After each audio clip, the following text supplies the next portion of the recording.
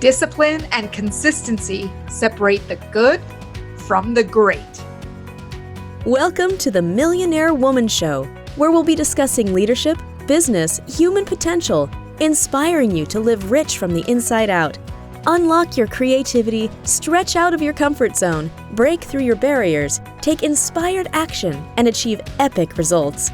Now here's your host, 3-time best-selling author, speaker, and certified executive coach, Debra Kasowski.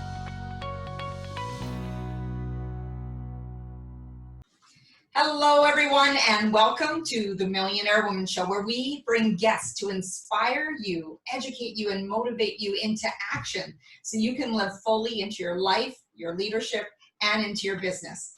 Today's guest was introduced to me by another guest that was on our show from Hustle and Flowchart, Joe Fear. And most people think that it takes a tremendous amount of effort and time to remove mental roadblocks and alleviate that self-sabotage holding us back. But Erin Pheil, the founder of Mind Fix Group, has a track record of getting lightning fast results for her clients and the results of life-changing and long-lasting. Her work and words have been featured in books, magazines, podcasts, webinars, newspaper columns, and events and conferences. And she's given keynote talks and presentations on instincts and human behavior. Her signature program has an unheard success of exceeding 90%. And the average time it takes her clients to begin seeing results in areas that they've been stuck for years in just 10 days. Wow. Welcome to the show, Erin. I'm so excited because this is an area that I love talking about: mindset, sabotage, removing those roadblocks. And what a treat to have you here on the show. Thank you for having me. So first of all, I would love to find out what drew you to removing roadblocks and focusing on that human behavior aspect. Sure. I always had an interest in human behavior and human psychology. I started studying it in high school. I got my undergraduate degree in psychology. I took a turn though away from psychology and actually went into graduate school for digital media and ran an agency for 16 years. But at the end, I started to get frustrated. I knew I wanted to do something different with my life.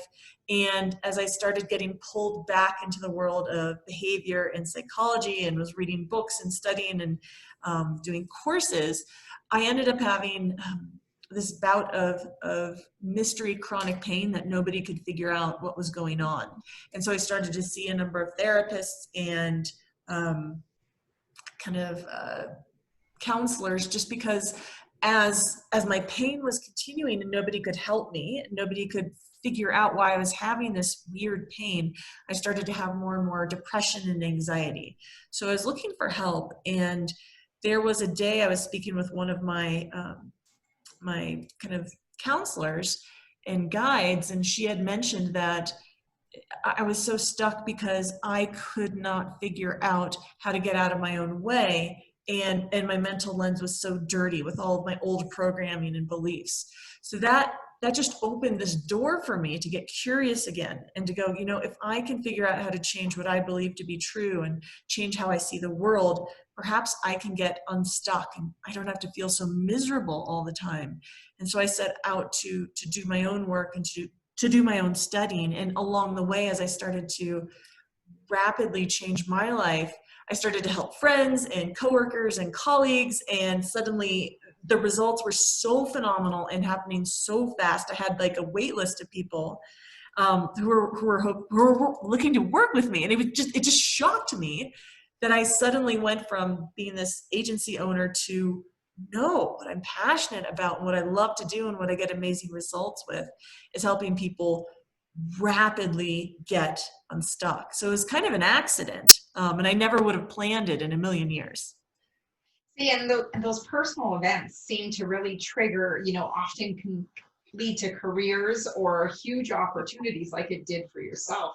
Mm-hmm. Is there a certain area where you found yourself, where you sabotaged yourself without even realizing? You know how when we talk about getting stuck in our own way, but we often don't see where we're sabotaging.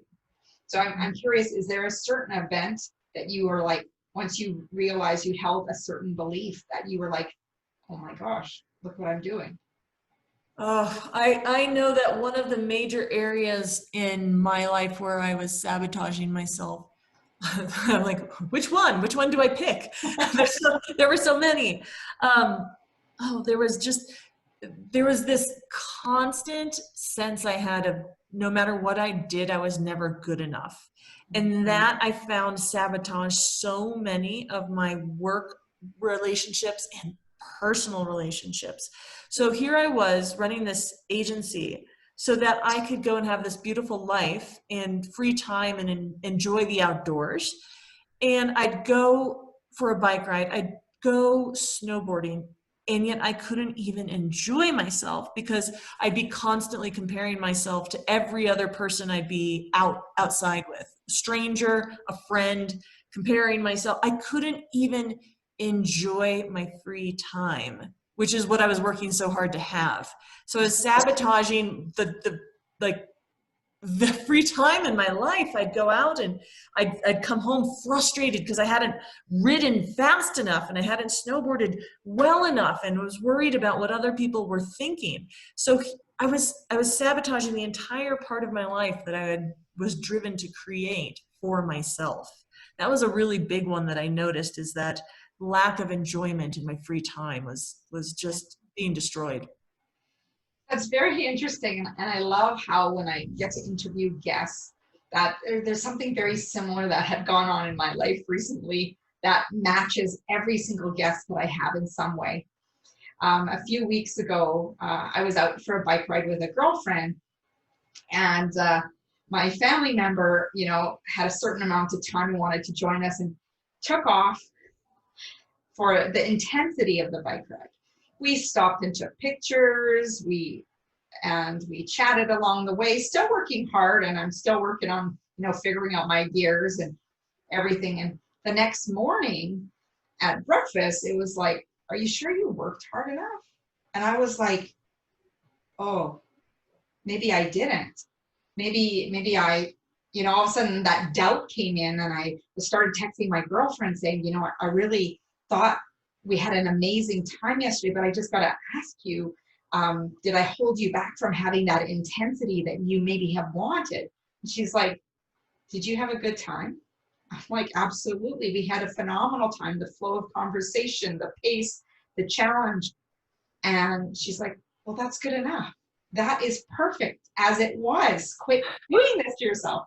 And because I had to go to this place of, I can be consistently active, but it's not always with that full intensity. But then I started saying, okay, maybe I didn't do this enough. Maybe I didn't do this enough. And it's so interesting that that story that you just shared just pulls into that, because, you see the rings on Instagram, I am enough, and all of this movement to remind people that we don't have to fall into that comparison trap. And needing to shift away from, did I enjoy myself?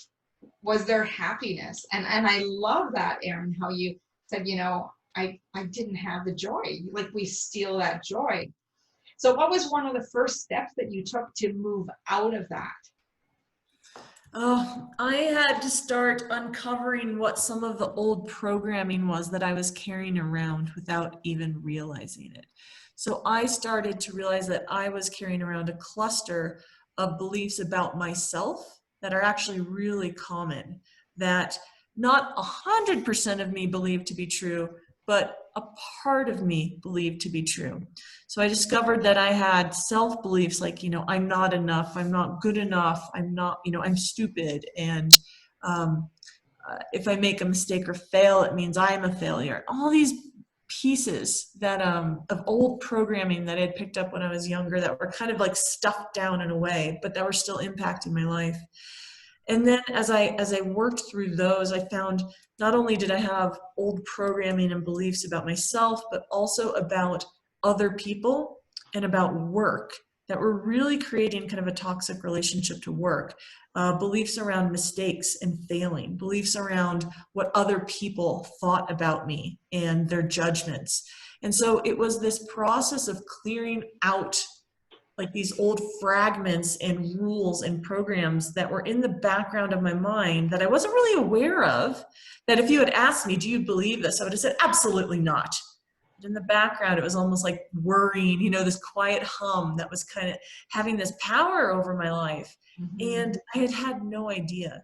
So discovering first, becoming aware of these beliefs and programs, and then going and clearing them out methodically and systematically one by one. Those were the two main steps that allowed me to see really, really rapid progress in a short period of time. So for someone who's listening to the program and they say, oh, hey, you know what? I can identify with this not enough. And to have that clearing process, what is it, something that they need to journal to write out the thoughts? Is it a declaration that they have to do, or do they need to just repeat affirmations? Yeah. What are some of the things that, maybe 2 or 3 things that people can do to start that clearing process? Because I realize that you have many exercises that you take people through. Sure. So when people work with us at MindFix, we actually only have a few simple processes, but everything is done one-on-one. Sometimes programming and beliefs can be very tricky to work with. The reason why we have them is because they keep us safe, or our mind thinks they're keeping us safe. So trying to talk ourselves out of something that we already believe can be quite tricky. That's oftentimes why people who will use affirmations run into dead ends, is because if part of you deep down believes that you're not enough, or that you're not good enough, and then you try to come along and every morning you look in the mirror and you're like, I am enough, I am good enough. There's this massive cognitive dissonance. It's like you're holding the opposite ends of the magnet and it just like bounces off. Part of you's like, no, that's not true. And I know maybe a handful of people that I've met over the years who have had success trying to overcome limiting beliefs and old programming with affirmations by just telling themselves something over and over and over. But if you believe something, you know, if I told you like to say over and over and over, you know, and I asked you every morning to say, my name is Susie, and you just say something, and you just say the words every morning, but there's nothing there. It really doesn't work very well. That's why it's so important, we found, to subtract and clear out the beliefs before you try to add on and do something like affirmations and install the new ones. Right. Kind of like erasing the tape instead of trying to write over it first. It's far more effective, far more effective. Yeah. Some people have found that they are able to impact old beliefs and programming by first having awareness of them, and then second, refuting them and trying to come up with proof that they aren't true. So someone who might say, I never have enough money, you know, that's a belief, or there's something that's just driving them crazy.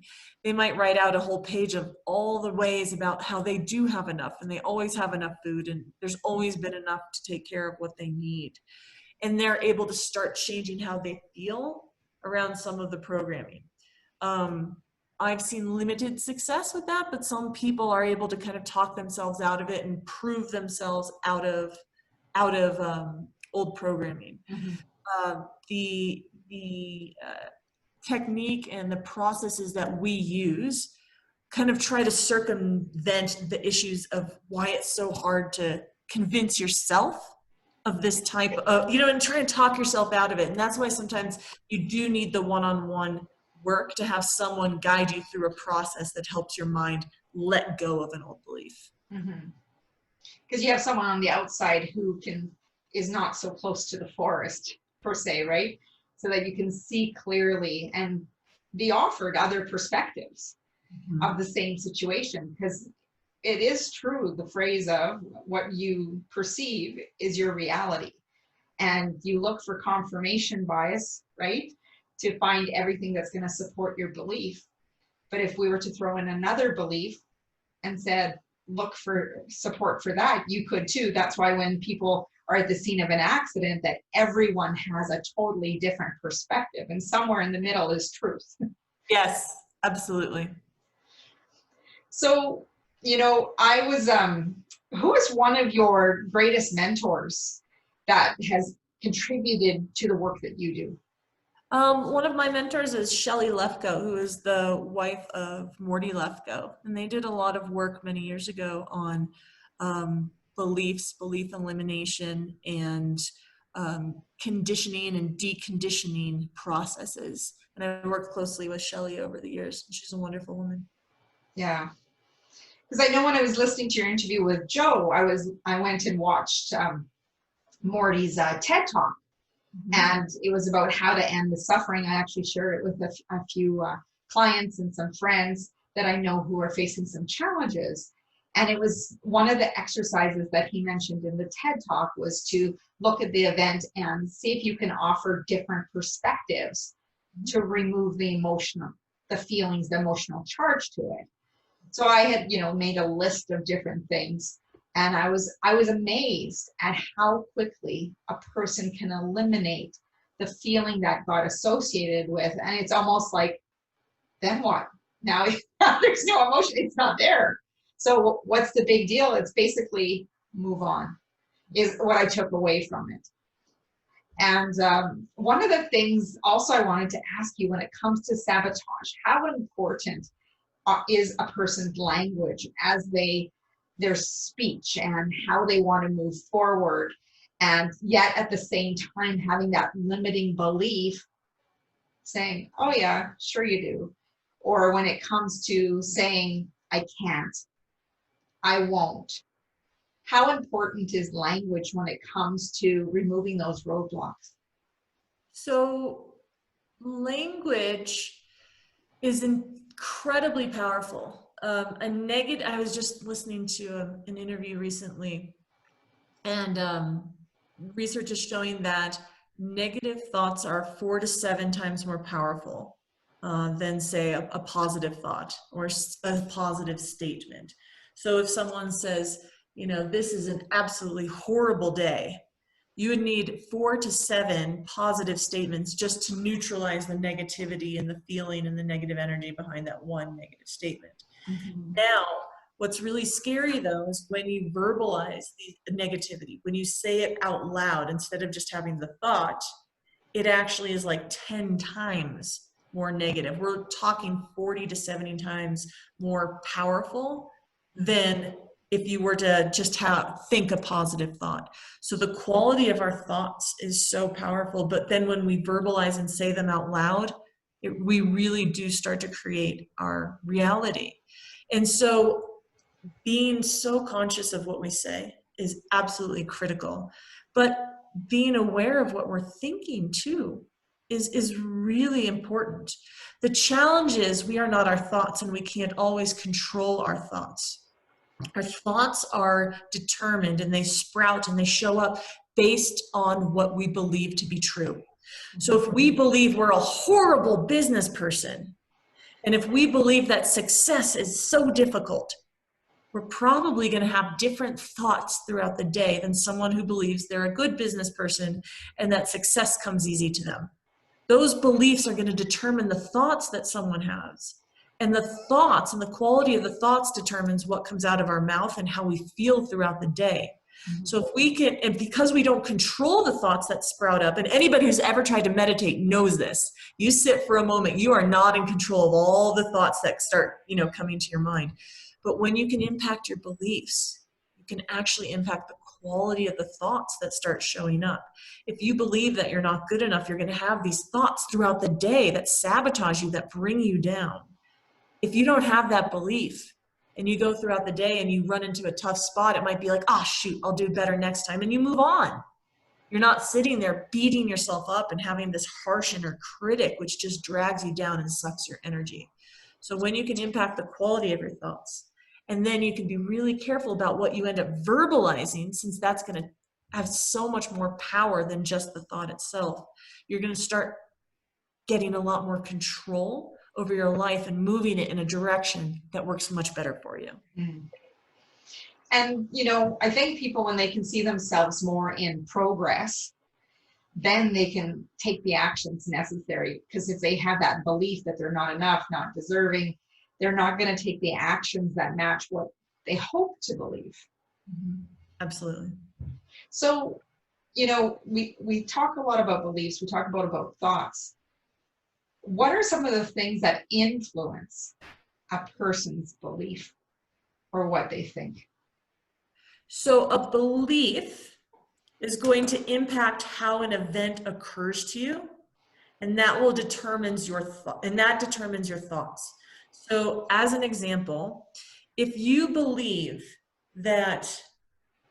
a belief that you aren't likable or that people don't like you, and someone walks by right in front of you and doesn't look at you, okay, that event is going to occur to you as proof that you're not likable. So you're going to have thoughts of, no one likes me. I said something wrong. I'm not okay. That person must have a grudge against me. And all these thoughts, that one belief of I'm not likable or people don't like me is going to sprout all of those thoughts, because that's how that event is going to occur to you, right? Yeah. So if we pulled those beliefs out that people don't like me or I'm not likable, we cleared those out of your head, like with a magic wand, and just grab those. And then another person walks by you and doesn't look at you. You might look at them and go, they must be having a bad day. Or maybe they didn't see me, or what's for lunch? All of your thoughts change based on what your beliefs are, right? And we collect and have these beliefs installed, a lot of them at a really early age. A lot of them come from what we watched our parents model for us, what our parents said, and what our parents did to us. Not everything, but a lot of the ones that cause people problems with self-sabotage and procrastination, perfectionism, not feeling good enough, difficulty setting boundaries, money blocks. A lot of those really came at an early age and got locked in there, but by the time we hit 7 or so. Wow. So that's one of the influences. When people talk, especially with parents, about video games or television shows or watching too much news, how is that influencing? Like, I know, with all the events going on, from everything from Black Lives Matter to All Lives Matter to COVID, watching the news in general, we have a lot of these influences about the belief what's capable at our current circumstance. And I think people can get trapped in current circumstance. How do you help people to see beyond where they currently are to where they can go? Well, there's 2 parts. At the end of the day, so much of what we try to teach is that people can experience massive success through subtraction. People don't need more news. They don't need more inputs. They don't need more video games or more ways to soothe the tension. What they need is to pull out or subtract all of the inputs that are causing their challenges and their stresses and their anxieties and their difficulty being able to create a clear vision. So your input, the quality of your input, is directly correlated to the quality of your output. If you are feeding yourself a diet of fear and scarcity and bad news, even a little bit every day, that impacts your nervous system. That impacts the quality of your thoughts, which impacts how you feel, which impacts the actions that you do and do not take. So we really subscribe to this concept of, again, success through subtraction. Go on a diet of information. What are you pulling in each day through Facebook, through your friends, through family, through news, that you can cut out, that you don't have to absorb? And then as you're kind of creating this diet of media and diet of cutting out the gunk and all of the negative influences in your life, let's look at the roadblocks, the mental roadblocks that you're experiencing and the beliefs and the programming. Let's clear those out as well. So again, it's all about, let's subtract what's there. You don't need more. You don't need more tools. You don't need more tricks or tactics to feel better or to create a vision. What's happening is you're blocked, and there's already too much noise and too much static, too much information competing for your attention. So let's clear out everything that's in there and create space so that you can be the you that you know you can be. I love that. Success through subtraction. So I was reading The Artist's Way with Julia Cameron, and I think it's, if I remember, it's like week 4, week 5, where they ask you to do a reading deprivation. And I was like, how do I do that? Oh my gosh, because I love to consume, like many of the people listening and watching. We love to be consumers, but it can stop us from being the creator. And when she refers to the artist, it's how you live your life. You don't have to be a sculptor or painter or whatnot. It's whatever your craft is. That's what your art is. And the reading deprivation, it actually brought a lot of awareness to me that I was reading too much. And it was a form of procrastination. And, you know, so it's very interesting. Like, I love to read and I love to learn, and I always want to make sure that I'm implementing at least one thing from everything I learn. So when I did that, you know, deprivation, kind of like that subtraction, I realized, you know, you don't need to read as much. Like, you need to still finish reading your books. And now I'm looking at putting myself in the 75 hard challenge, where it talks about, you know, reading, I think it's 10 minutes. And I'm like, wow, wonder what that will be like, you know, going from deprivation to shifting gears. So I really love that we don't need more tools. We don't need to continuously, because I think we can get so focused on always needing to improve, always needing to do more, versus subtracting some of the things that are actually being distractors.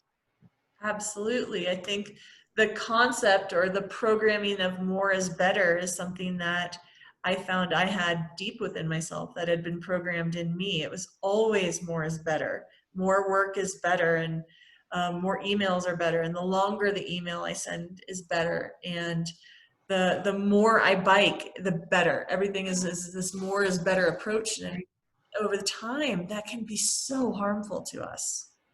Yeah, and it can lead to that stealing of joy again, because you have this self-imposed measure that you're never enough. Taking us back to our earlier part of the conversation, it's just so powerful to have that realizing those moments. So when you think of the aha moments, and I like to also refer to them as eureka moments, is when one of the clients that you've ever worked with, when they've had that aha moment, because I know you have such a success rate, 90%, are you able to share with us, you know, I know with confidentiality, it's really important that we don't expose a lot, but are you able to share with us maybe a situation and the outcome and where the shift takes place? Yeah, absolutely. We just had a woman, a lovely human being who graduated from our program a couple weeks ago. And when she first came to us about 2 months ago, she had 2 key challenges she was working on. One of them was perfectionism, and the other was people pleasing. She was so concerned about what everybody thought about her. I mean, she had her own podcast, and she would be terrified of what guests would think about her when she was being interviewed. She would go out with family and would be sitting at the table and was concerned about what everybody was thinking about her most recent comments. She'd go to the store and would be worried about what the people at the store were thinking about how she was dressed. It was just this low level, ongoing, constant tension where she was fearful of constant judgment. At the same time, she also had, she was struggling with perfectionism, whether it was with her kids and having her kids do exactly what she wanted when she asked them and how she wanted things done, to sending out emails to clients, to proofing certain types of content, everything. There was this invisible pressure she felt to be absolutely perfect in everything that she did. And it was between these two pieces, it was crushing her.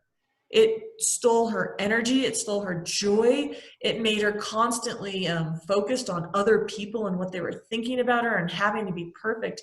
And it really was causing her tremendous anxiety and stress. On the outside, it looked like she had everything together. But on the inside, each day was this constant push and pull between being perfect and am I making them happy and what are they thinking about me? Mm-hmm. So we worked very closely, and over the arc of about 2 months, it was absolutely incredible to watch her progress. Every week we would sit down and clear away kind of accumulated subconscious stress. We'd also uncover some of the old programming and beliefs that were keeping her stuck in this pattern.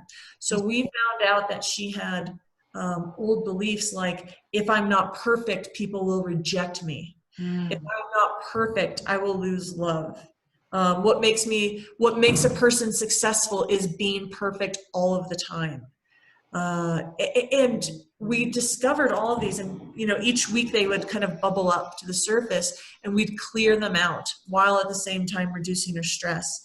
And as we cleared out all of these old programs, every week she would report less and less and less frustration and stress and anxiety around her patterns, until at the end she was like, they aren't there. I've dealt with perfectionism and people pleasing my entire life, and I'm not that person anymore. I'm fine doing things at 80% if they don't need to be perfect. I walk into a store and it never occurs to me that people are looking at me or thinking about me. Yeah. I went and posted something on social media and just hit send without worrying about what all the judgment would be. Yeah. And she's like, it's like I have a new lease on life and everything feels absolutely incredible. Well, I think one of the biggest things is when we're concerned about what other people think and we have that fear of judgment, that I would assume that at some point she had moments that she withdrew herself so that she didn't have to face that. Absolutely. And it's very interesting because I was scrolling through different images and motivational fitness stuff for myself. And one of the things was they had a post about, I think it was a blog that was leading to, about people being concerned about, I don't want to go to the gym because I think people watch me. And it's very interesting because if we really talk to people around you, they might notice you for 3 seconds, but then they're back to focusing on their own workout, their own life. They don't have time to focus on what you're doing and are you doing this right, unless they're your personal trainer that you're paying them to do, right? But in our lives, we focus on wanting to please others, but I think we lose sight of that. What's going to please us?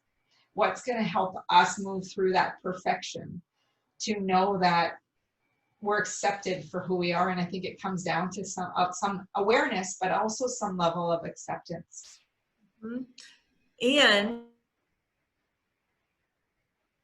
on the planet that is accepted by everybody.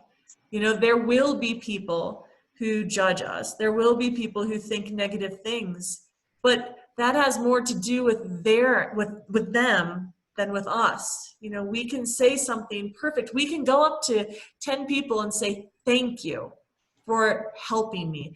Thank you for contributing to my life. And one person may go, you're welcome. And the other person may go, why are you telling me this? What do you need from me? And another person might be, are you being sarcastic? And another person might go, oh, no problem. Don't thank me. There's no need to thank me, right? We can have the same actions and present a certain way to the world, and we don't have control over other people's filters and beliefs and programming and how they're going to receive it. They may have beliefs that nobody really likes what I have to offer. And so when we say thank you to them, they can't receive it, right? Yeah. And that plays out in all areas of our life. And it's why we can't base how we feel about ourselves on how other people see us or think about us, because we don't have control over that. Yeah. I remember it gives me a flashback to when I first started speaking and doing presentations. I used to hand out all these evaluations, but at the beginning of every talk, I, go out in the audience, network with people before taking the stage. And later on, like a week later, I get this bundle in the mail of all of these evaluations, and I'm scrolling through them, and I even received an email like a few weeks later from this lady who dove into taking action on something that she had been sitting on. And she was an older lady, and she goes, this is something I've always wanted to do. I wanted to write for a newspaper. And suddenly she had her own column. And then I got these 2 evaluations that were like, yeah, you never taught us anything we didn't already know. And it was like, they were identical. So I'm like, I already knew exactly the table they were sitting at, the 2 of them together. And I was so focused on, I can't believe they said that. And, and are they really implementing this in their lives? And then I got the other email about this huge action she took and how elated she was. And it's so interesting how we get pulled to that negative edge. But look what these 2 said. There was 2 of them who said this versus all of the positives that came out of that thick pile. Yep. And then that goes back to the power of how negative feedback, negative comments are 4 to 7 times more powerful to the human brain than positive ones. Yeah. And then I was working with a coach, and she said, so does it matter that you hear from everyone, like when they come up after the stage, or is it just that it needs to impact one person? And I was just like, well, the impact of one person, because I know that it's a ripple. It affects many people more than the person that you just impacted. And then I was at this event, and she said, remember, half of the audience could be introverted and half is going to be extroverted. So half of them are going to listen to you, and they might go home and say something at supper. They might keep it to themselves or share it with a close friend. Where the extroverted people, they might come up and shake your hand and start talking to you, and then they'll continue on with the next coffee or social they're at. They're going to bring you up. And I was at this event, and this lady came up just in tears about whatever I had shared that day had impacted her. And I was like, okay, this is what she was talking about, right? Yes. It takes that one person to have that huge shift. And remembering that not everyone, and that's when, in the beginning, I needed that validation, right? I wanted to know that it was okay, that I was pleasing and that I was fitting in. And then when I started, not caring, knowing that the message will resonate with someone and that impact is there, that whatever I shared, I could see the faces immediately, to see where they're engaged or disengaged. And I didn't worry about evaluations. It was great, for learning in the beginning. And if I want to tweak something, I'd rather have it from the organizers and the feedback that they get than in the immediate moment, right? So it's very fascinating to me, human behavior as to, introvert versus extrovert, and also being able to trust your own gut instincts when it comes to, because a lot of the work, like I was talking with you before we got on here, we talk about removing this sabotage and the roadblocks, but then ultimately being able to shift and remove some of the beliefs, which again, I love this, subtraction leads to, success through subtraction, is really about focusing on what we can do in this moment to help us get to places of clarity, to help us in our decision making, but also being able to trust gut instinct. So when it comes to belief and trusting gut instinct, what advice would you give someone who was like, I want to trust myself, but I still have this doubt? How do we shift from doubt to actually moving them into more of an active phase? It's interesting. What we've found with our clients is a lot of times people will come to us and they say that they're really having a difficult time trying to connect to their gut, trying to connect to their intuition. And oftentimes the reason is because when we have these limiting beliefs and these old programs, they're like noise or static in our head.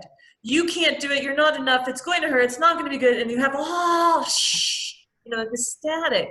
So as you try to sit and connect to what's true to you, it's like you have all of this noise that's acting as a barrier from connecting to your true and authentic self. So what we have found is that over the course of a program with a client, as they strip away all of these old programs and beliefs, suddenly they're able to connect to their intuition and to their gut much more easily. It's not like, wait, is this truly me or is this my fear? It's, I know what I want. There's this connection that happens when you clear out and you subtract that gunk and that noise that's not part of your authentic self. Yeah. And also you had mentioned earlier, is this true? And when part of you believes it's true, this is where we get triggered. So what do people need to do to examine the truth?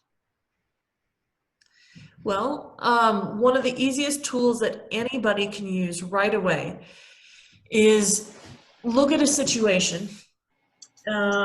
Perhaps they can, I'm trying to think of a good example. Let's say, if we go back to the example we used earlier, where someone walks by, right, and doesn't look at you.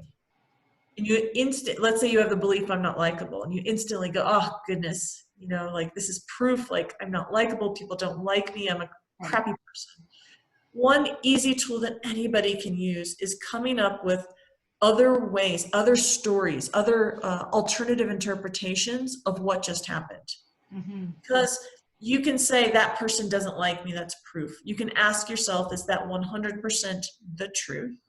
And you can go, you know what, perhaps that person was busy, perhaps that person didn't see me, perhaps that person has a lot on their mind. As you start coming up with alternative interpretations of what you experienced, your grip on your initial story being the truth will oftentimes break apart. And you're open to, you know what, I'm really not sure about the situation. And the stress and the feelings and the emotions that were so linked and attached to your experience will oftentimes just melt away. So it's not that you're excusing someone's behavior or always deflecting it. Not at all. What happens is, as we go through life and we have experiences throughout the day, part of our mind is like, why did that happen? And then the other part of our mind comes up with a story and we think that's reality. And it happens in a nanosecond as we come up with a story and we think that's reality. So often the stories we tell ourselves are wrong. And so pausing and asking ourselves, wait, did I really do a bad job? No, actually I gave good information. Actually I did this. Actually the person thanked me at the end. And we can start seeing our lives through different lenses. And that's so important, is breaking out of the lenses that we've gotten locked into over time. That's so powerful, Erin. I want to thank you for all of that. So many powerful nuggets that people can implement immediately. I have a couple final questions to ask you before we wrap things up. What is one book that has really challenged your beliefs or really focused you on your course? Oh, goodness. I think when I was younger, reading Dale Carnegie's How to Make Friends, or I don't even remember the word, it was like How to Make Friends and Influence People, that book. Yeah. I remember just being a young kid and reading that and being so blown away by this different way of looking at life. And I remember one of the stories in there about how to make people really feel important, and just the importance of listening, the importance of mirroring and reflecting back to them. And it blew my mind. I had never been taught anything like that in school, and that made such an impact on me, even though I can't remember the exact title of the book. You would think. How to Win Friends and Influence People. Thank you. Thank you so much. You should build that into the curriculum, actually. It's such a beautiful, I just remember that being this pivotal moment in when I was younger, that you could actually connect with other humans, because I was such a shy, kid, and reading that book opened up all sorts of doors for me. Awesome. Thanks for sharing that. My final question for you is, what does it mean to you to live rich from the inside out? This is a new definition for me. I would say that I have, in the past few years, really learned the importance of connection to others and connection to self. And without deep connections to other humans and being able to connect to oneself, I think it's just impossible to live a rich life. Absolutely. So, Erin, how can people stay in touch with you, even work with you through MindFix? They can just head over to our website at mindfixgroup.com. I invite them to click on the results page to see what we're able to do for our clients. And we also have a free training. You can click the link there and get a free video 1-hour training that's still available to the public. That's phenomenal. Thank you so much. You're And welcome. thank you for joining us on the show. It's been such a pleasure. This is one of my favorite topics, mindsets, sabotage, diving into that neuroplasticity of how we can rewire and shift the way we think to get the results that we want. Thank you so much. Thank you for having me. Thank you, everyone, for joining us here on the Millionaire Woman Show. I'd love for you to go over to my website at www.debrakasowski.com. For right now, you can get your 3-part video course called Making Habits Stick, where you can build focus and consistency into putting those steps into your goals. As also, hop over to the YouTube channel. You will also find us here with this interview today with Erin on the YouTube channel as well, and many other videos there to support you. And as Mama Gunday said, be the change you wish to see in the world and go out and make today great.